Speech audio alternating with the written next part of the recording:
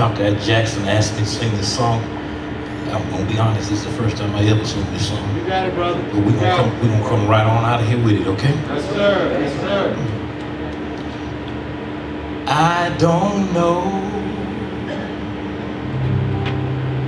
about tomorrow. I just live from day to day. I don't borrow from its sunshine, for its skies, they may turn gray.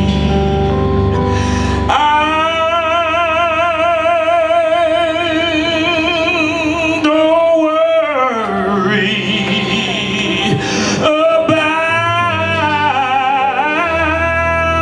the future, for I know what Jesus said. And today I'll walk beside him, for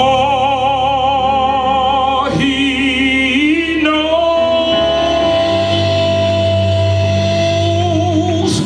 what lies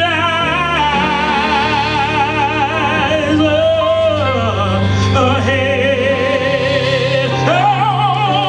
Oh, many things about tomorrow I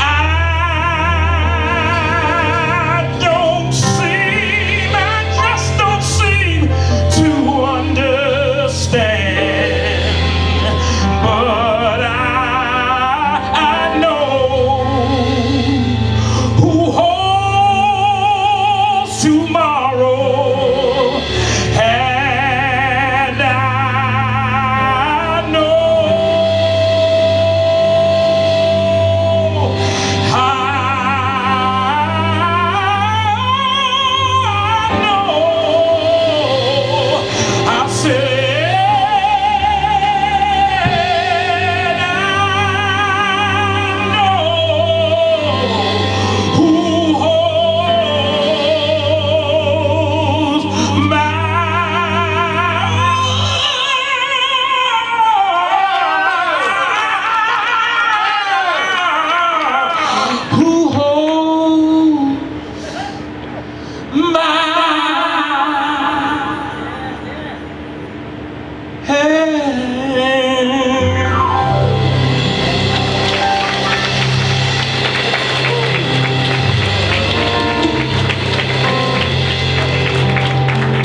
Just a moment, please.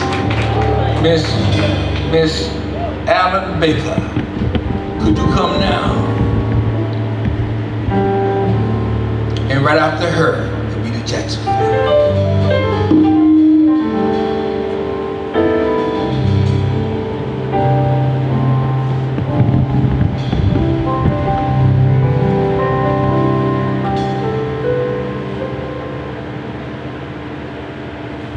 Good afternoon, everyone.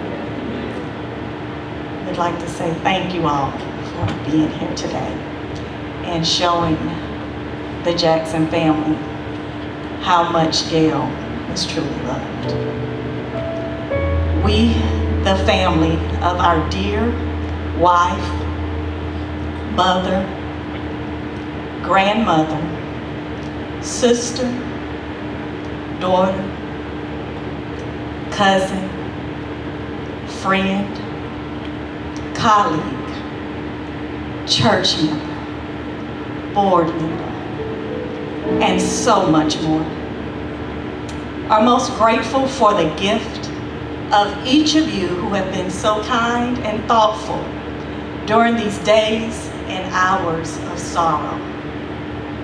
Your prayers, your visits, calls, flowers, donations, both money and food, have helped us to recall many beautiful memories to help strengthen and comfort us for facing this hour and beyond without our dear Gayle.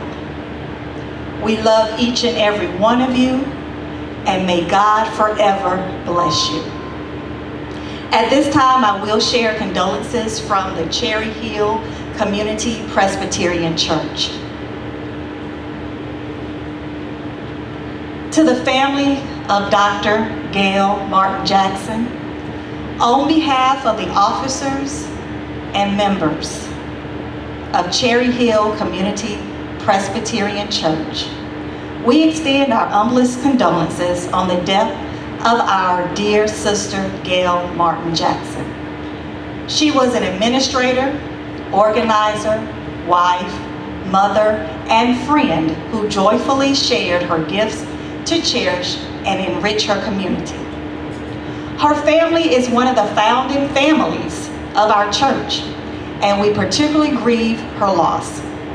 Our prayers go out to her sister Frances, Mamie, and Felicia, along with her husband, children, grandchildren, nieces, and nephews. May God be with you during this difficult time, and know that you do not grieve alone. Your church family grieves with you. With sympathy, Reverend Keith O. Page, pastor, Elder Darcel Glenn, clerk of session. And I would like to share with everyone, we truly appreciate the outpouring of responses that we receive in memory of our dear Dr. Gayle L. Martin Jackson. And if you would still like to leave a message to the family, you may still access that link via the Willow Hill Heritage and Renaissance Center. Once again, we love you, we appreciate you, and thank you.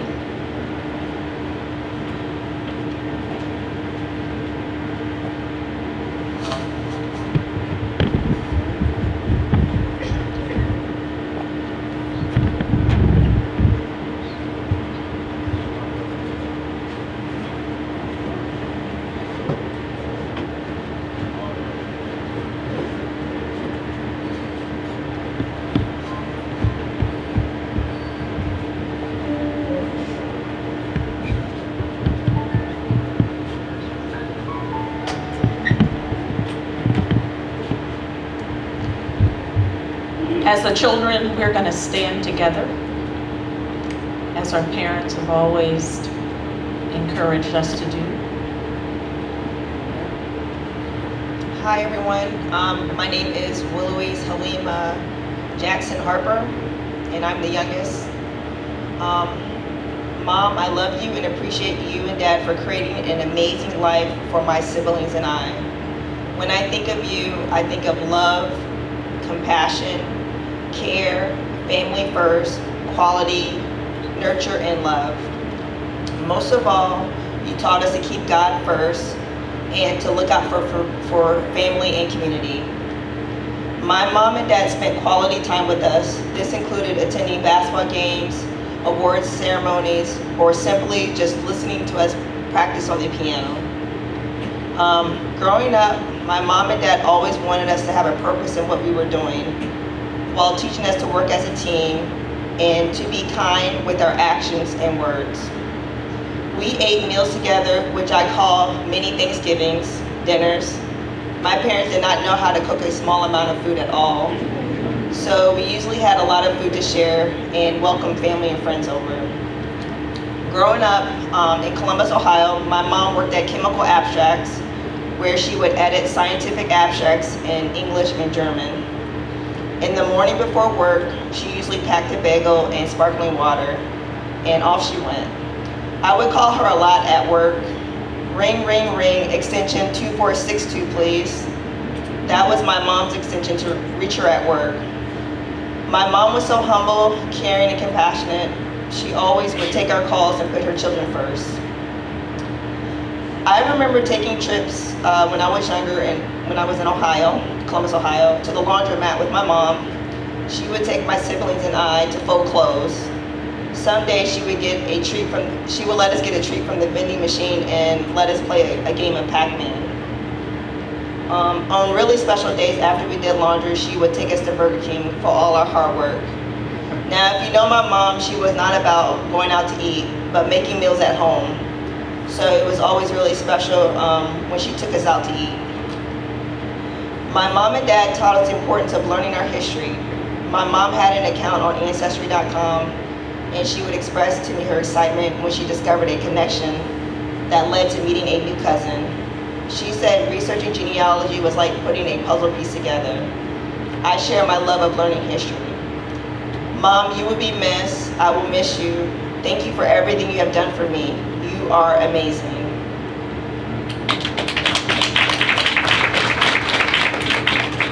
I'm Jelani Jackson, and I'm the third of 4 kids.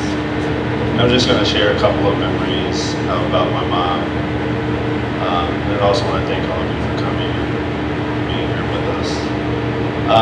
My mom, I wouldn't be the man I am without my mom. She's always gently guided my life. I would call them nudges. I'll give you a couple of stories about that. I started playing piano later in life, in 7th grade, and it really became a passion of mine. And I went to piano camp the first year. And when I got there, I would say nervous. I thought everyone was better than me. I got there, these kids have been playing since they were 5 years old, 3 years old, and they were playing all these really hard pieces. And one day the teacher asked me to play in front of the class, and I was mortified. I called my mom. I said, "Mom, I can't do this." I was crying on the phone. I said, "Mom, I want to come home. I want to come home. I don't want to do this." She listened to me cry, and she said, "No, you're going to stay. We finish what we started."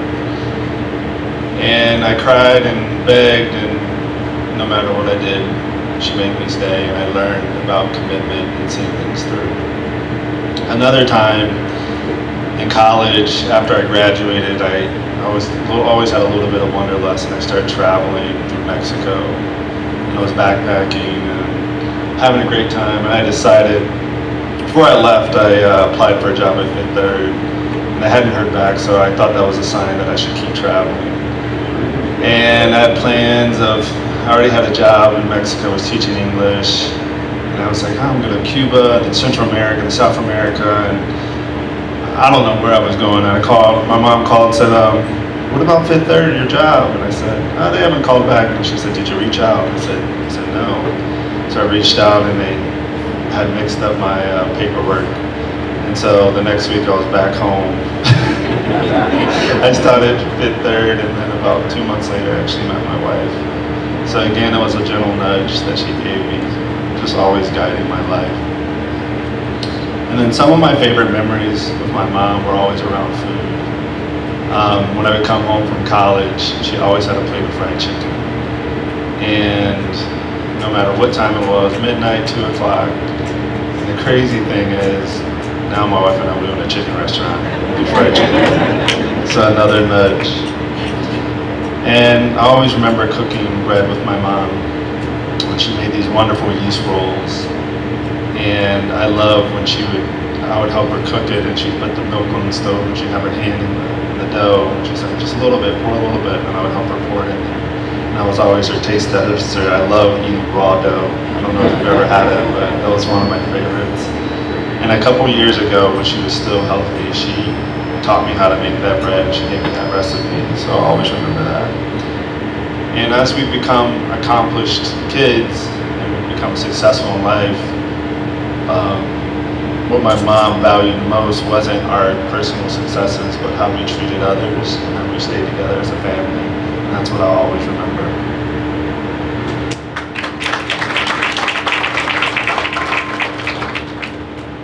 Hello everyone, I'm Atiba Jackson. I'm the firstborn. I'm the outcast. Firstborn son. She's the firstborn, I'm the firstborn son. I was basically the outcast of the family.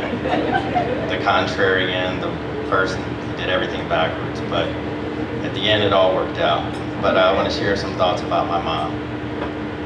Look around. I'm blessed. This is all my mom right here. She is in all of us, and she's the reason why everybody here is gathered. Her love brought us all together, but it just doesn't seem real. My mom was at every single event my entire life. Weddings, childbirths, graduations, history get-togethers, anything that was ever done, my mom was there. And she also had a special relationship with all of us. And I'm going to share with you some of those relationship lessons that she taught me, as she taught my brother Jelani. So if you know anything about me, I'm a high energy person, right? But imagine me as a kid. It was about 100 times worse. I was in a little bit of everything. Occasionally, I got in trouble at school. And my mom decided that we needed intervention. So she created this idea called the thinking cap. She was like, when you go to school, make sure you have your thinking cap on.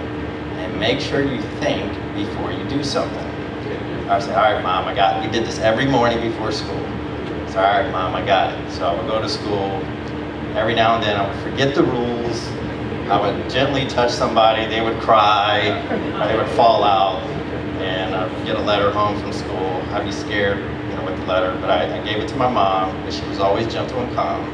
She would say, okay, what were you thinking? And I would say, I wasn't thinking. And she said, did you have your thinking cap on? I said, no. She said, you gotta remember to focus and always have your thinking cap. So through her coaching over time, I was able to focus and do very well in school.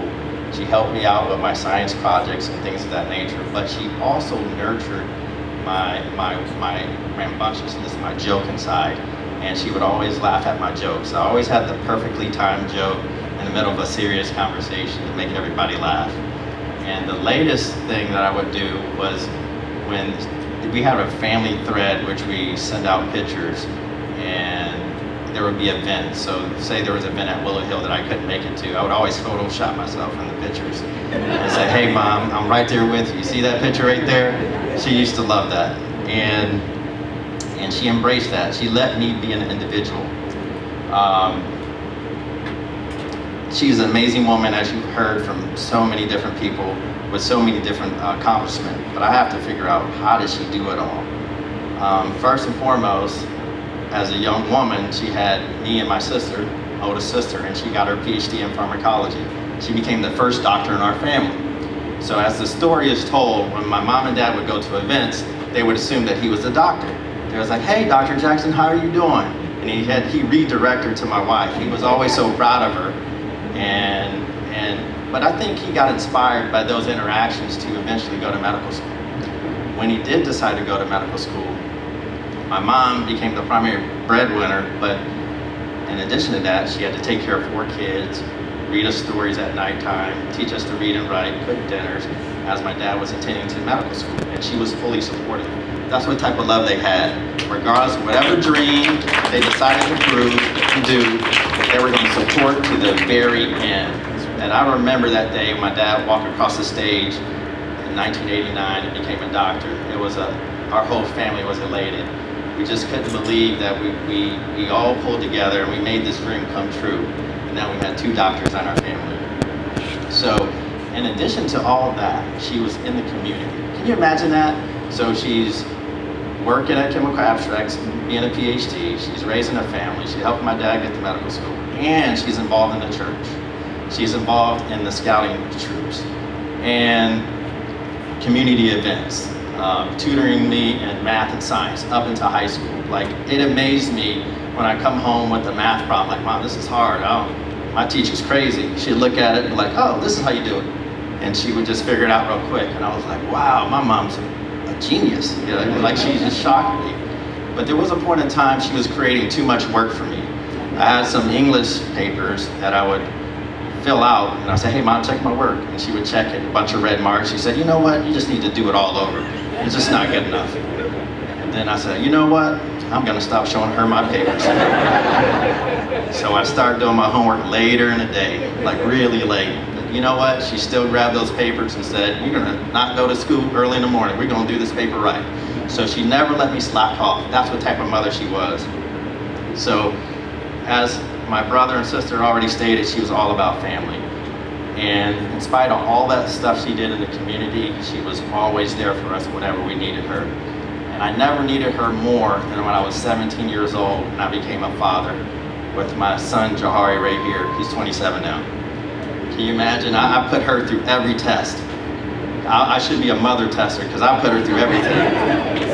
And, you know, she still came with a calm spirit and said, you know what? We're going to help you along with my dad. And what do you know?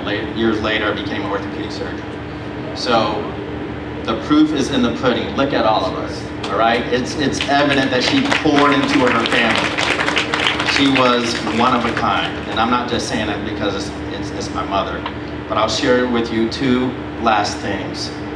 I was able to see my mother 2 more times before she passed away, once in May and once in July around my birthday.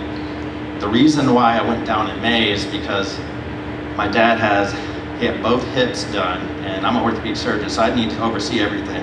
I gotta check and balance everything, make sure this is my dad, I gotta make sure he's good. So my mom made sure that I was down there for the surgery. So I was down there, and while he was recovering, my mom kept calling and checking in. Is he eating? Is he walking around? How's he doing? And I said, hey mom, I got it, I'm right here, I'm right by his side. And we got him up on his feet. During that trip in May, I had opportunity, before I caught the flight, to come home and see my mom. She gave me a big hug and a kiss, and she said, my brilliant son. That's what she used to call me, because I was her trouble son. Then I became the brilliant son later on. At any rate, she gave me a big hug, and she was really grateful. And I already planned in July to come back down to spend more time with her. But I didn't realize that was the last time I was going to see her that healthy. In July, she was a lot weaker and barely eat. And I didn't really like seeing her that way. And I remember spending a whole day with her, and I put my hand on her head. I said, Mom, we're going to get you fixed, okay? We're going to get your hip replaced, get you feeling better, and you and Dad are going to dance again. And I remember the biggest smile. Her eyes opened up. She had the biggest smile ever. I knew how to get her to focus on things as far as goals in the future, instead of thinking about how she was feeling in the moment. And I truly believed that we were going to make that happen. Unfortunately, we're unable to do that. But now she's dancing with Grandma, Granddad, and her brother. And I promise, Mom, to carry on your legacy and continue to make you proud. We're all going to do that. We're all going to carry on this legacy. And Dad, you did everything you could. That's right. You were right by her side to carry on. That's right. I've never seen love like that. I've never seen that before. And we can rest assured we did everything. Bow your heads, please. Dear Heavenly Father, put your hand on each and every person in here and give us the strength and wisdom and courage to pull through and understand the importance of family and being together and love. And let's carry on my mom's legacy of love and uplifting people. In Jesus' name I pray, amen. Amen.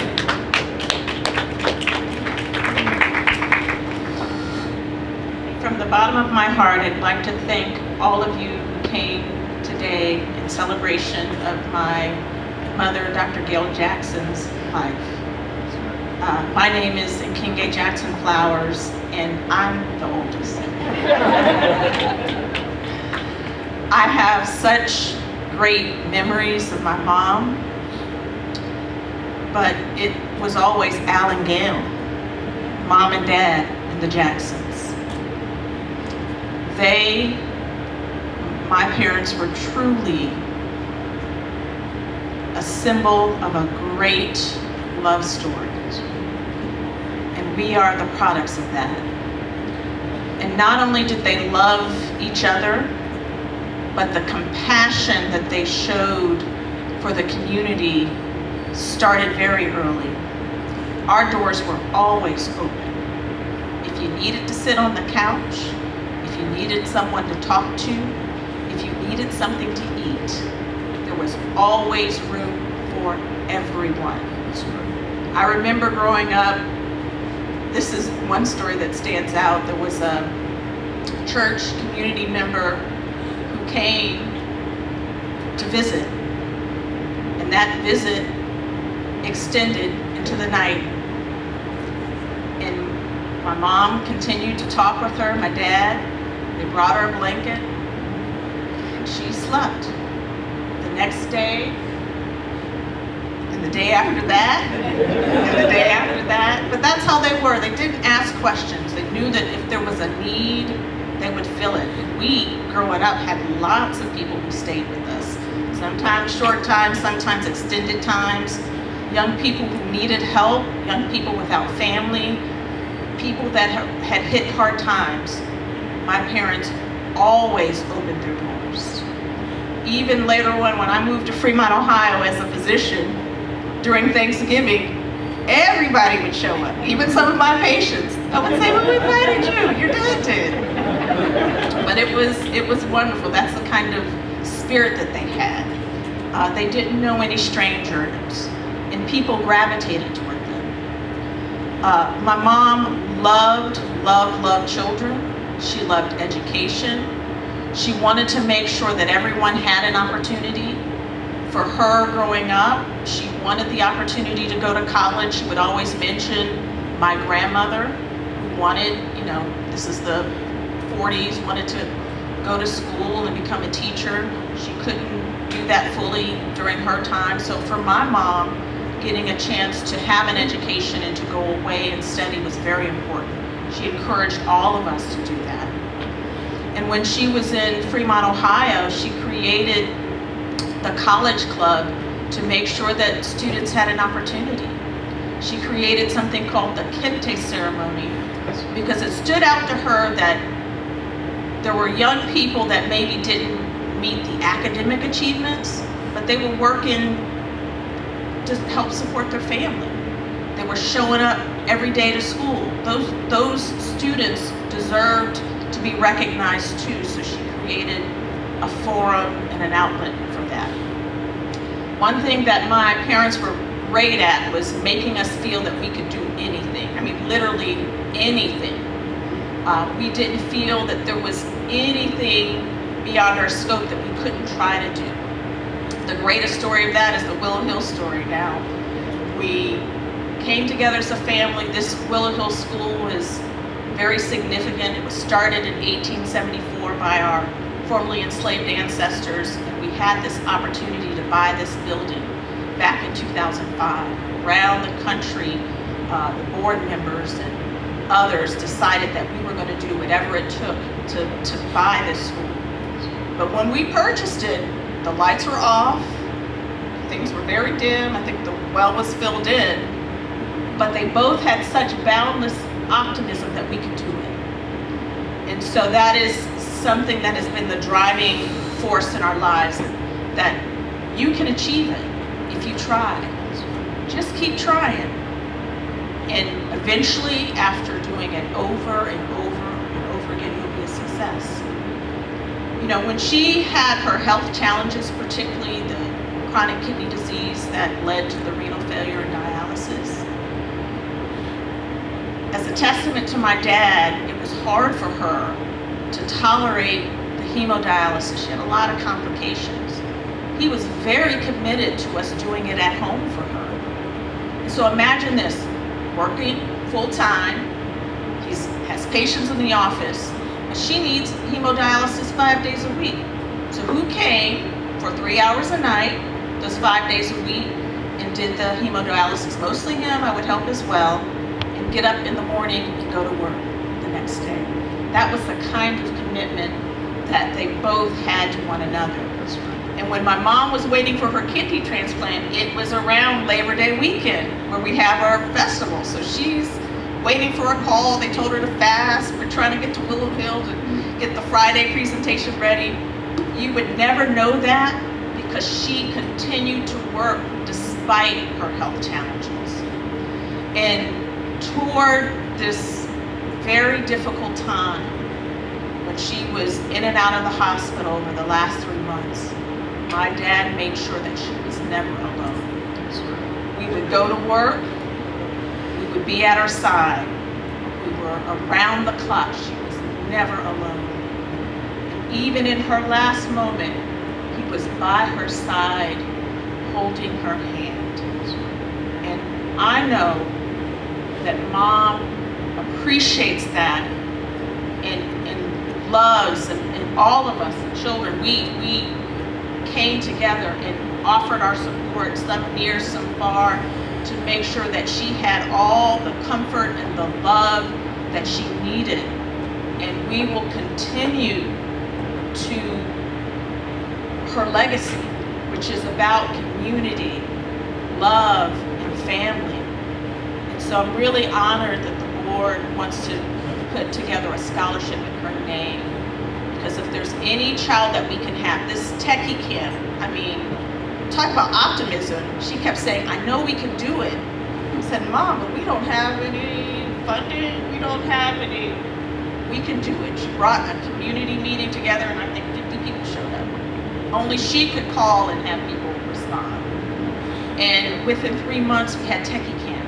And this year, we doubled the number of students that we served. And we had a lot of wonderful community members who supported us. And our last grant, she was helping to write and edit. I mean, she just, despite her health challenges, she continued to go on. So I just want you to know, from the bottom of our hearts, we thank you, and that we're committed to continuing her life of love and community and family.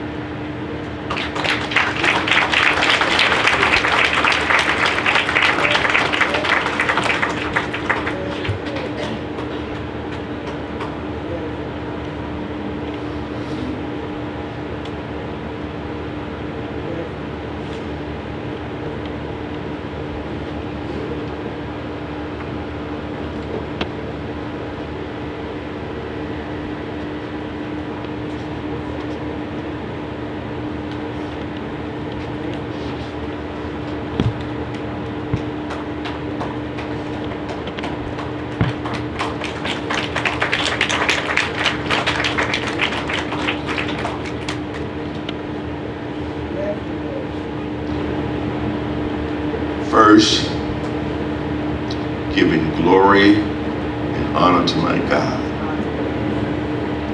who in his infinite wisdom, too wise to make a mistake.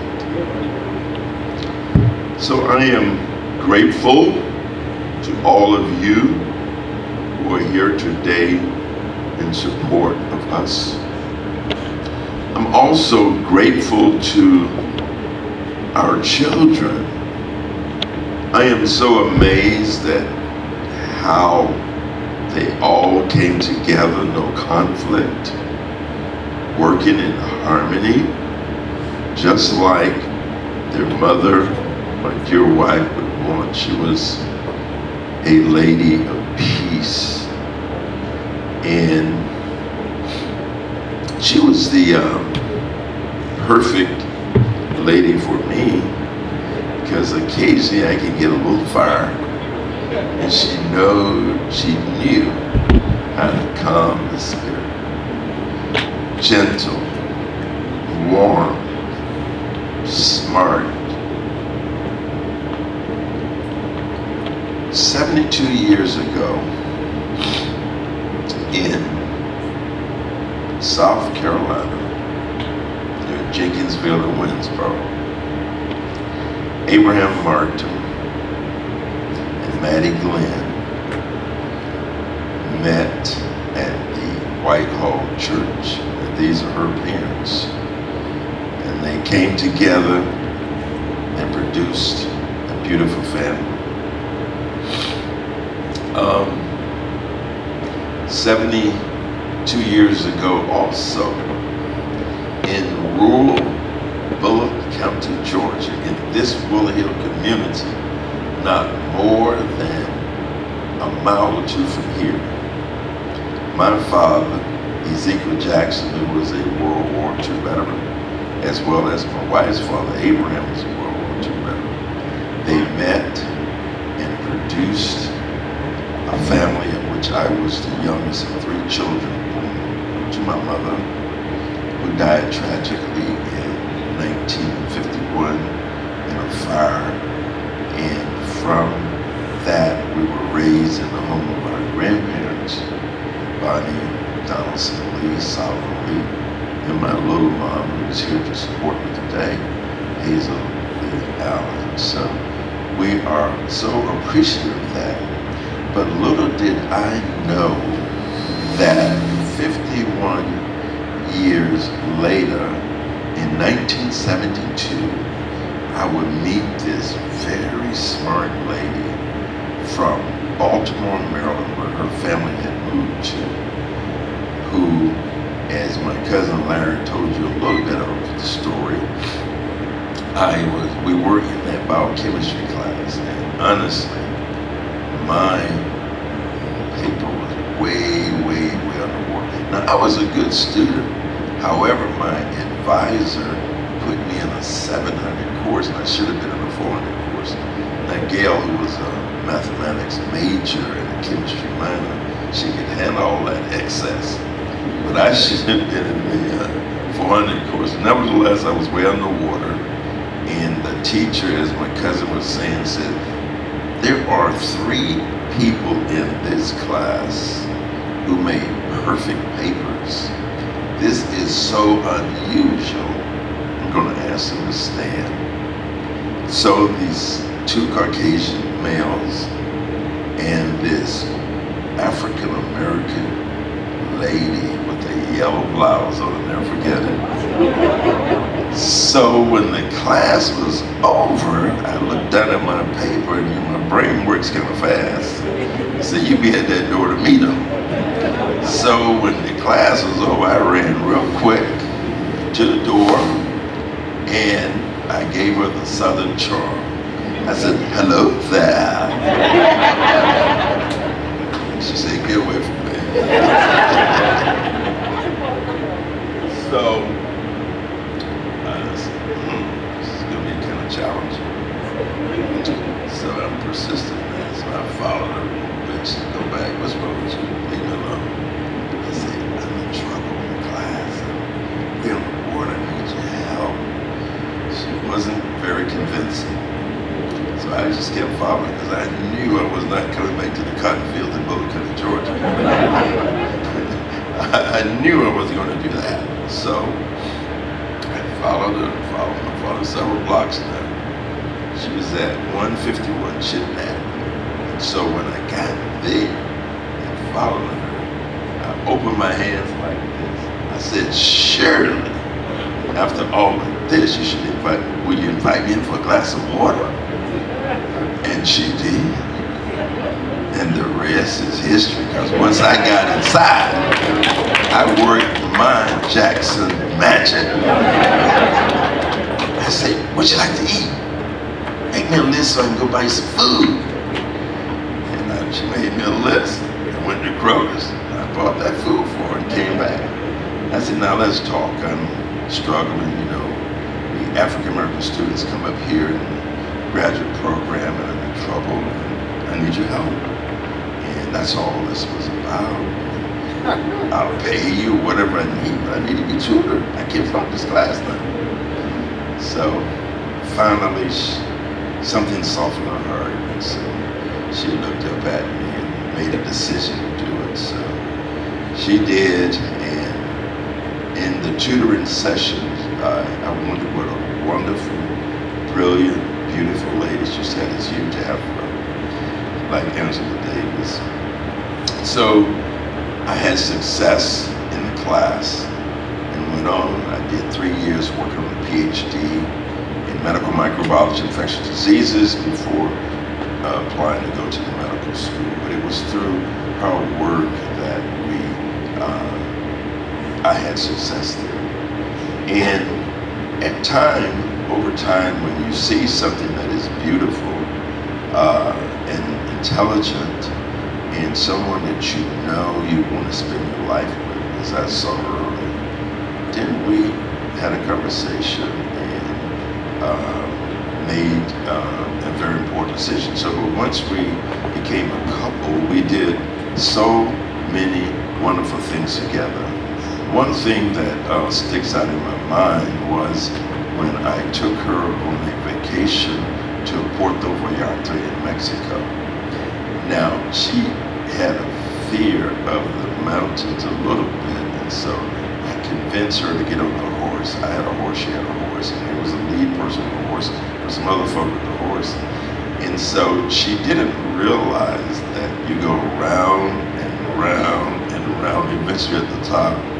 And so she said, oh my God. I said, we can't go back, baby. So I had a video recorder in one hand, holding the horse in the other. And so I took a whole video of that. And when she got up at the top of that mountain, she said, oh my God. I said, don't worry. But what was scary about it, there was no railings there, so one accident, of course, could fall. Another important story I remember was when I took her to South Africa.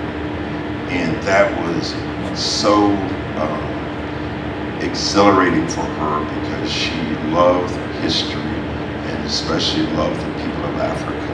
And we had a wonderful, wonderful time there with safaris and traveling and learning the history and culture. And she often thought of that. Now, I want to talk about her last months, which she was in the hospital for 3 months. And it started on May 25th. She had nausea and vomiting. We couldn't figure it out. I tried to take care of it at home. So I called the dialysis center in Charleston, where she had a transplant.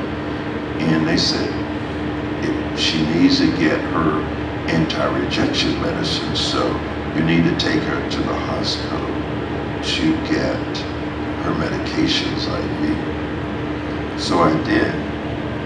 She walked in, and something happened there while she was there that was very unfortunate, that involved the medication challenge. So she ended up comatose, and no one could quite figure out what to do. Did she have a stroke?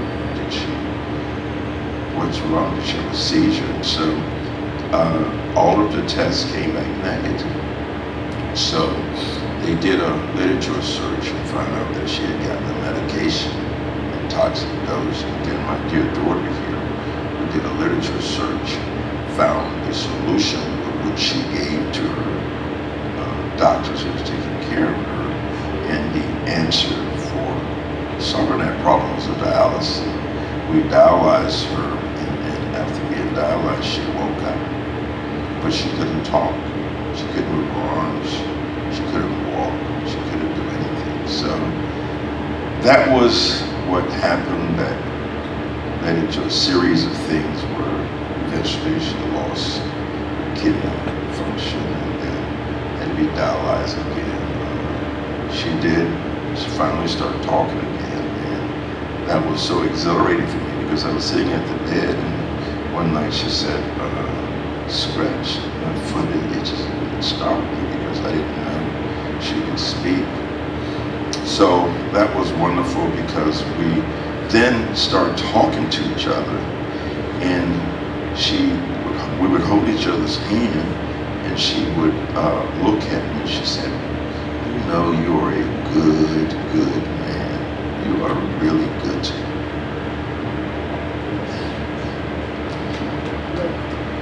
You are good to me. And so I'm always glad to have those conversations, but the conversation that I will always carry with me is she took a journey early in the morning, 4:40, August 25th. But the night before, I was holding her hand, and the Spirit told me to lean over her and put my face against her face and just talk to her. And I did. I told her how much I loved her. I told her what a good wife, mother she was, how good she was to her children, her love of Willow Hill and what she had done. And she opened her eyes wide and said, I love you. Oh, Jesus.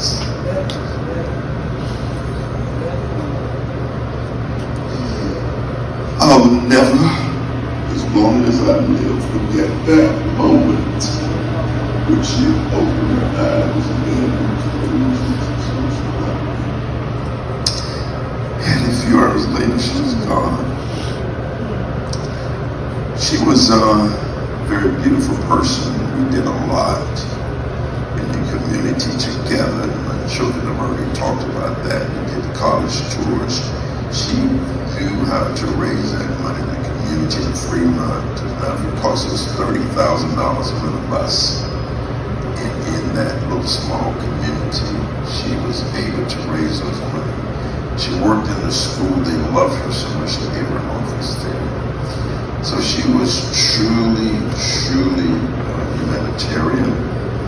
She gave and gave. She gave to everyone. She opened our home to anyone who didn't have a place. I can't tell you the number of people who came and lived in our home. So, so sad. And I remember Trayvon and Teresa, we all lived together. Trayvon, you were raised with the kids, my sister. We all lived as an extended family. Where's Trayvon, Teresa? And he was raised with our children. And my sister, she lived with us. I went to get her from Dallas and brought her to our house. And we learned to live together as an extended family like they used to do in Africa. So, this is probably one of the hardest things that has ever come to me. And I want to thank all of you. Thank you, little mom. I thank Martin family, extended family from South Carolina. All of the other individuals who have come here to help. My brothers, Jimmy, Abraham, Elisha, their spouses, nieces and nephews have come. I'm so appreciative, and I see my friends, the Diggs, who came from North Carolina. So it's wonderful. And my wife told me, she said, you got a lot of information in your head. You should start letting some record you. So my daughter always, when they sit down, so we started a series of recordings just talking about what I remember. Everybody said, they think so, everybody said, you. So, continue that baby. So, again, I want to thank the William Board for coming out and giving us support. I want to thank the Georgia Southern University faculty, the history department, Dr. Van Wagner, and others, Dr. Heidi, all of the others who worked so much with us. Commissioner Mosley, and all of you, and my wife have talked so much about solutions. Those things that we are very grateful. 51 years known this lady, married 46. Some of this is, we were like peas in a pod. So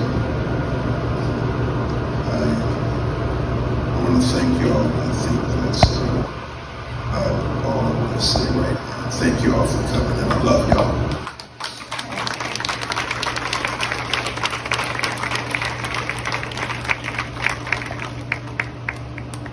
Traveling through this world below, I see great cities everywhere I go.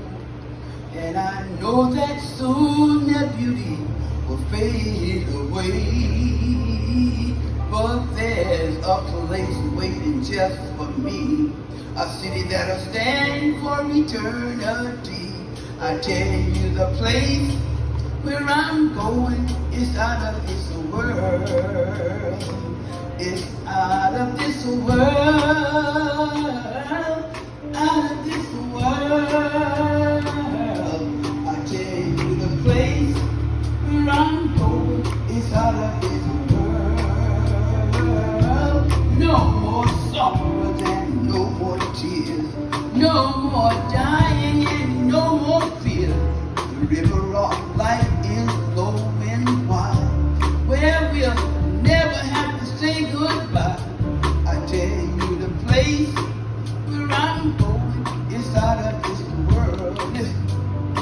John saw that city coming down, dressed like a bride in a wedding gown. He said that the walls were made of jasper, the gates of pearl. Where once was in God was the man, he cried tears with his own hand. I tell you the place where I'm going is out of this world. It's out of this world, out of this world. I tell you the place where I'm going is out of this world. No more sorrows and no more fears, no more dying and no more tears. The river of life is flowing wide, where we'll never have to say goodbye. I tell you the place where I'm going is out of this world. One more time. John saw that city coming down, dressed like a bride in a wedding gown. He said that the walls made of jasper, the gates of pearl. Where once stood in one man, he cried tears with his own hand. I tell you the place where I'm going out of this world. It's out of this world, out of this world. I tell you the place where I'm going is out of this world. No more sorrows and no more fear, no more dying and no more tears. The river of life is flowing wide, where we'll never have to say goodbye. The walls are jasper, the gates are pearl, where we'll never have to ever grow old. I tell you the place where I'm going is out of this world.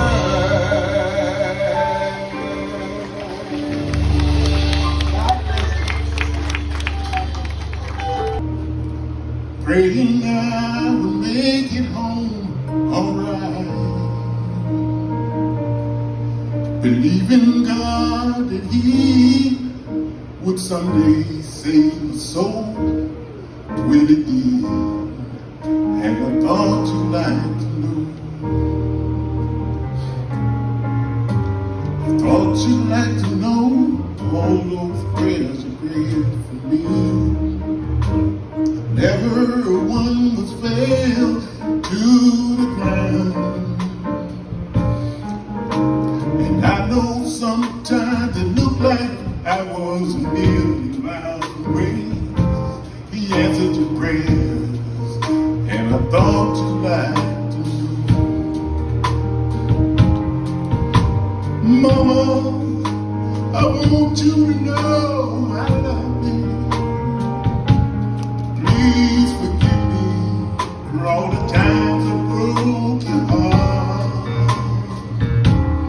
Every tear you cried for me drew me closer to being free. And I want to thank you, and I thought you'd like to know. I thought you'd like to know. I wish I could live my life again. If I could, I would surely make a living. For if I could help my brother, or you like to discover, oh I will. And I thought you'd like to know. Oh, mama, I want you to know I love you.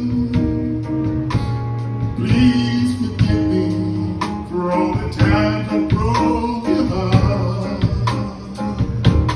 Every tear you cried for me drew me closer to being free. And I want to thank you, and I thought you'd like to know. Oh, I thought you'd like to know.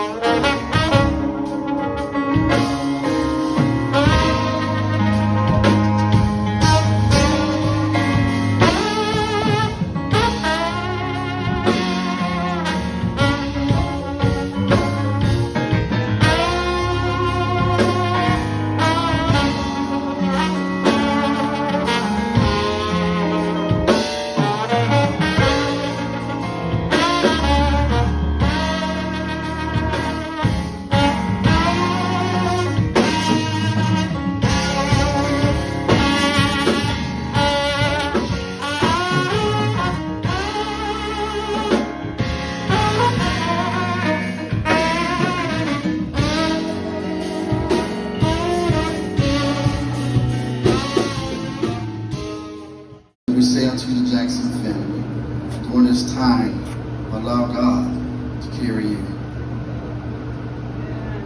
And we want to pause at this moment to present you with this plaque in loving memory of dear loved one. And it reads, as we mourn our dear departed, we mix emotions and broken hearted. We're never prepared to say goodbye, and the ultimate question is always why. We'll question the wisdom of his ways, thirst for answers in coming days.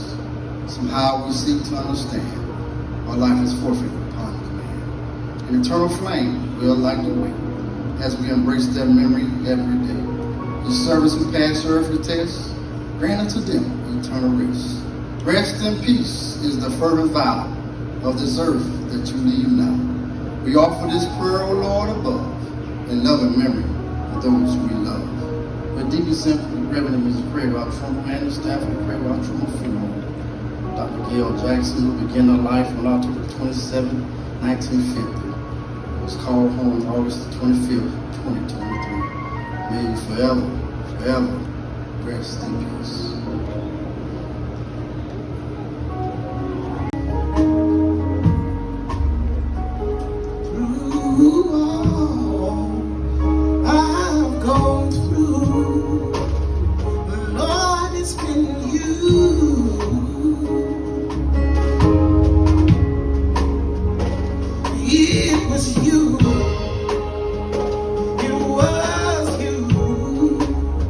Pulling me through.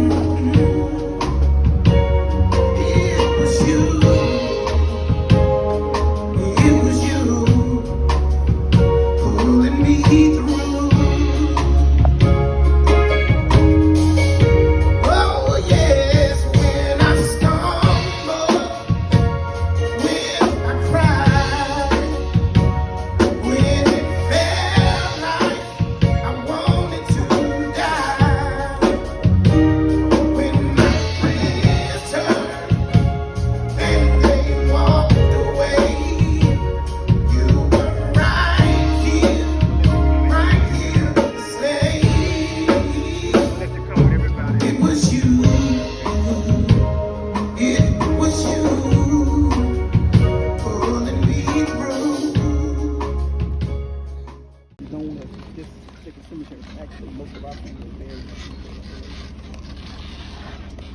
Come on, pull up.